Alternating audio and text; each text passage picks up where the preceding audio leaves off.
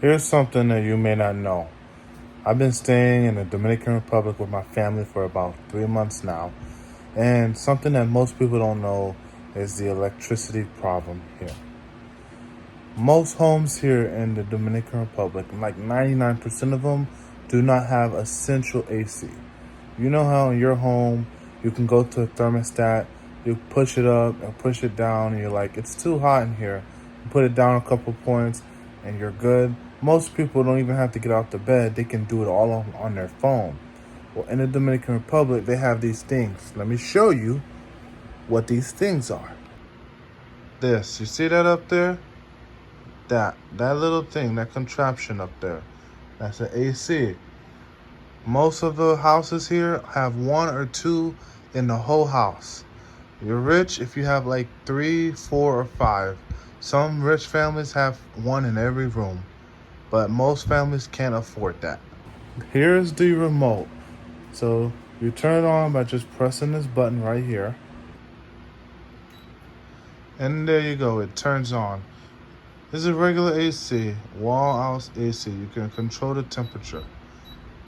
I'm gonna turn it back off. I just wanted to show y'all how it works. So here's the thing.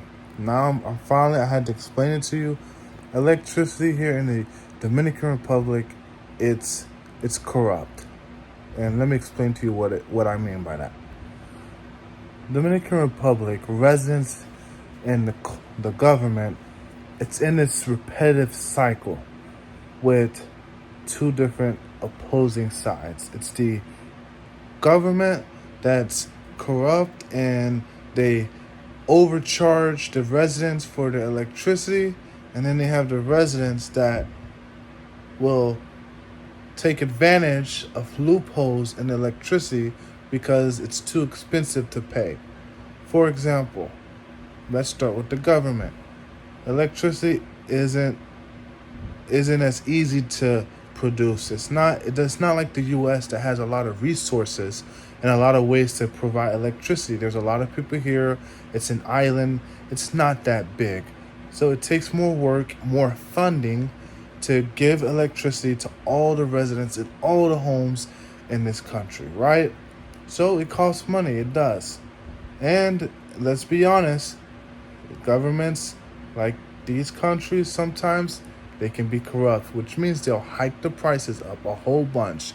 So, for example, your first month that you have electricity in your home, you may use X amount. Let's say it's a set amount that you use. However, the next month after that, you'll use the same amount of electricity, but it will be more money. So it's not really based on a certain rate. It's just based on whatever they want to charge you. If they say, hey, we want to charge more this next month, they can do that. So as a result, to combat that, what residents have done is they have ways that they can connect or hijack, I guess you can say, electricity from different people. For example, if you have a company or the government, they have the electric wires that are tapped into the city, you can figure out a way. I don't know how to do it. I've just been here for a while, so I'm figuring this out myself, to use electricity and power your home. And most people only do it at nighttime because that's when the prices are more expensive. Why the price is more expensive at night? Because it's hot here. You need to run your AC during the night so you can sleep. Therefore, the prices go up a lot because everybody's got their AC running. During the daytime, most people are out. They open their windows, they put their fans on. They're not running their AC during the day. But at nighttime, a lot of people do. And that's why the prices are jacked up at night. So people find a way to take electricity from other businesses, government, other people, and they're not paying their honest due. The residents are not paying what they're supposed to be paying because technically they're cheating. They're stealing. That's the reality of it. They're stealing electricity from someone. I don't know who, but it could be a person, it could be a business, it could be from the government. They figure out these ways because they're very resourceful. They feel wronged from the government that it's ridiculous, I can't pay.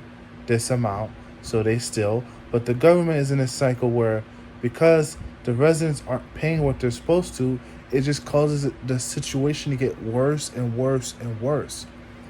I've even heard stories of people tell me that they have people that can contact people that work in electric, and they will like set a limit to how much you will be charged for your electric, and like they give permission for certain people.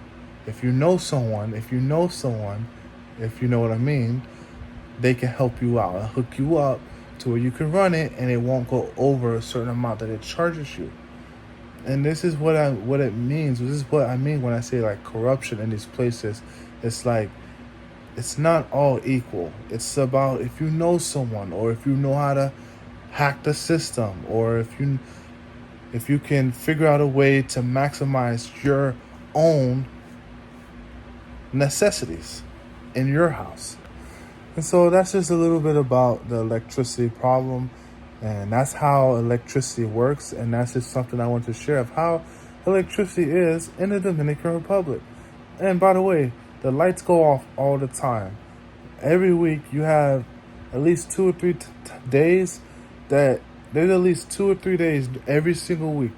I'm not playing, where electricity just, it's out. It'll be out for hours, 5, 6, 7 hours straight. And it's normal here.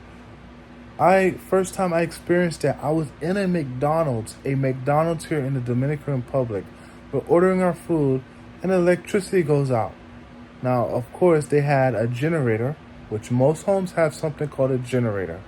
It enables them so when the electricity goes out, they can still run basic functions for their refrigerators, for their fans to function. You're not going to turn your AC on. It consumes too much energy. But you can run basic functions like a couple lights to keep the refrigerator running, turn on your microwave, things like that. So even when the lights go off, because the electricity is very unreliable, they have generators as backup. That's the way that it works here in Dominican Republic. And being here, I've learned to love it and enjoy it. And just being a part of a different culture has been one of my greatest experiences of my life. I'd love to tell you more stories about the Dominican Republic. So just do me a favor, like this video, subscribe to the channel so this video gets out, so I can make more content, so you can see what life is like in the Dominican Republic.